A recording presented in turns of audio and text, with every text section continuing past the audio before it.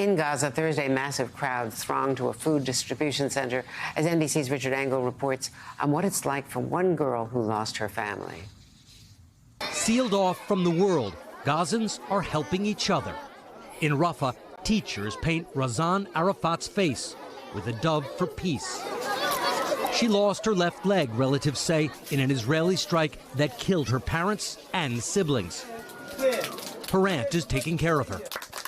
The aunt tells us Razan screams nonstop when talking about her family. And as Israel prepared to begin celebrating Hanukkah Thursday, Richard also visited a kibbutz bordering Gaza that was attacked by Hamas on October 7th, where survivors set tables for the dead and for those still being held hostage. NBC News' chief foreign correspondent Richard Engel joins us now from Jerusalem. It's heartbreaking, on both sides, Richard, as you've been, telling us, bringing it to us night after night now for 2 months. What's the latest on the ground in Gaza and in Israel as the country marks the start of Hanukkah last night? So in Gaza, the situation is increasingly dire. We're running out of words almost to describe how bad it is. When we speak to our colleagues, they are running out of food, not enough water. Children in some areas are walking barefoot. They're crammed together, cold at night. The situation, according to the UN Secretary General, is untenable. The UN says that its humanitarian aid programs are on the brink of collapse. In some cases, aid trucks are being looted.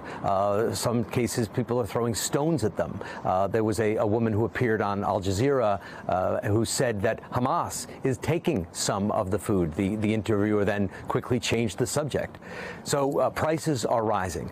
There is a degree of chaos that is starting to spread in Gaza because Hamas, which was the government, is now fighting and gone underground. So when you put that much pressure on society, they're under attack, they're moved from place to place, they don't have basic supplies. The little aid that is getting in is now either being stolen by Hamas, stolen by people, sold at an extraordinary premium. The UN staff itself in Gaza is under attack as well. According to the Secretary General of the UN, he said 130 UN colleagues have so far lost their lives. He described it as the single greatest loss of life in the history of the organization.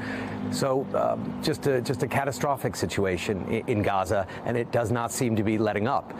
Here in Israel, there is a deep sense of mourning, a deep sense that this country's security has changed. They are missing the hostages who remain missing, 137 of them, according to the latest count. They want to make sure that this never happens again, that there is not another October 7th, and there is still broad support in this country for the war, not for Prime Minister Netanyahu, but for a war to disarm Hamas and to make sure that Gaza is no longer a base for militants to plot and plan attacks. So in Gaza, a sense of hopelessness. Here in Israel, a sense that what is happening is inevitable, and that they had no other choice.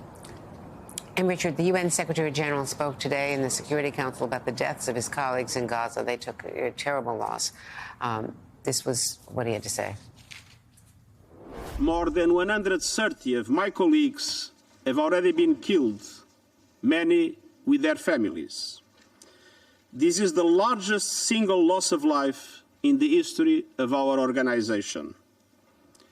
Some of our staff take their children to work, so they know they will live or die together. And now a Democratic senator, a key senator, Chris Van Hollen, also in an op-ed today in the Washington Post, calling on President Biden to, quote, insist Prime Minister Netanyahu produce a verifiable plan to reduce the unacceptable level of civilian casualties before he's going to vote for the Israeli aid package. This is a big deal, just as those negotiations have resumed. They'll go on over the weekend in the Senate, but this is a crack in the usually unified Democratic support for Israel because of the civilian casualties.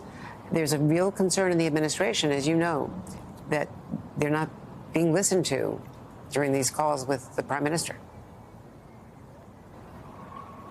Well, we hear about U.S. pressure. We're hearing these statements from the Biden administration. But if you look what's happening in Gaza, those calls do not seem to be listening to. The offensive is continuing, is continuing with the same ferocity that it has from the past. They are continuing to hear public statements of support from the administration. So while there may be pressure behind the scenes and some statements, not that much has changed since the beginning of the offensive. Israel says it is going out of its way to warn civilians, to warn people before it attacks. It says that it is doing this, losing the element of surprise, that no military would want to inform an area before it attacks, where and when it plans to attack.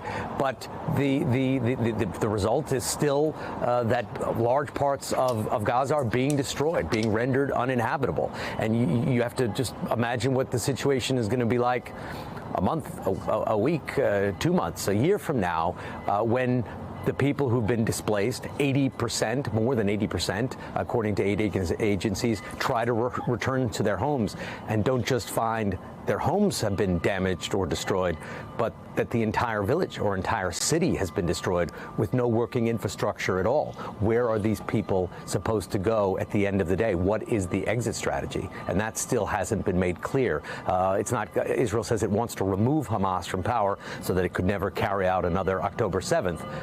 But what is the plan to replace it? Who will take over? There's some talk from the Palestinian Authority, the government in the West Bank, that it could extend its sovereignty into Gaza. Perhaps that is happening in the background, but I've been speaking to Arab interlocutors, and they say so far there's no serious talks at even resuming a ceasefire, let alone coming up with a long-term solution for what comes next.